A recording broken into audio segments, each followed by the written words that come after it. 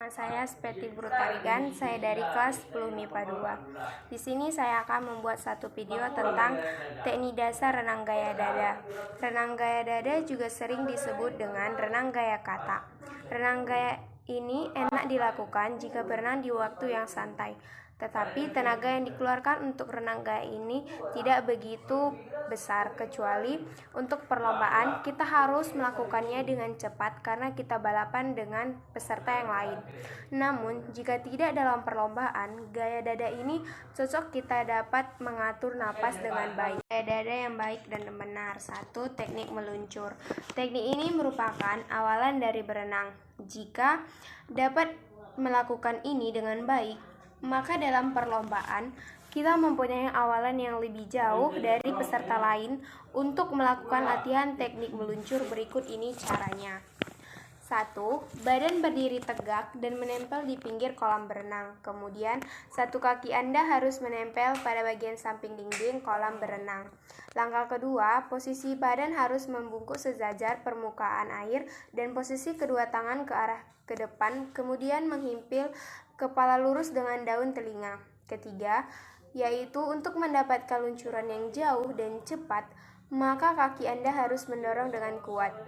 Setelah meluncur, posisi kaki, tangan, dan tubuh harus lurus sejajar permukaan air dan jangan lupa untuk menjaga keseimbangan badan. Latihan kaki pada renang gaya katak atau dada.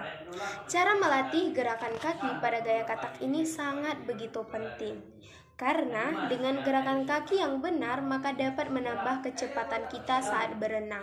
Selain dilatih di kolam berenang, usahakan untuk olahraga lari. Karena itu dapat membantu kita dalam melatih ketahanan kaki saat berenang. Berikut ini cara melatih gerakan kaki saat berenang gaya kata. Yang pertama, setelah meluncur, posisi badan harus tertungkup sejajar dengan air kolam. Langkah kedua, tarik kaki secara bersamaan ke samping, kemudian kaki diluruskan kembali seperti posisi kaki kata saat berenang. Yang ketiga, lakukan lanjutan saat kaki akan melakukan gerakan menutup. Kemudian, gerakan tersebut dengan santai agar gerakannya benar. Kemudian lakukan secara berulang sampai benar atau lihat. Latihan gerakan tangan pada renang gaya dada.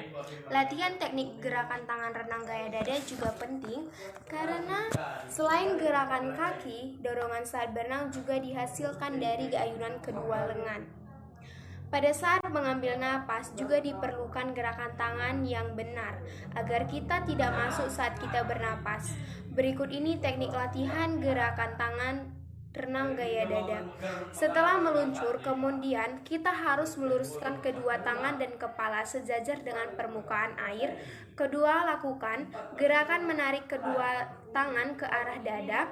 Pada saat itu, kita harus cepat bersamaan mendayung air dengan kedua telapak tangan. Teknik gerakan mengambil napas pada renang gaya dada.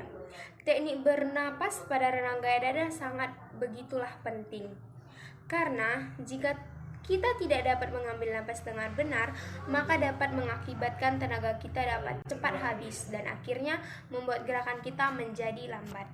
Yang perlu diperhatikan dalam mengambil napas adalah kepala harus naik ke atas permukaan air, sangat menghirup udara. Hal ini dilakukan ketika tangan diayunkan ke belakang dan condong ke belakang. Karena gerakan tersebut dapat membuat badan sedikit terangkat dan memudahkan untuk bernapas. Setelah itu, buang napas di dalam air secara perlahan-lahan.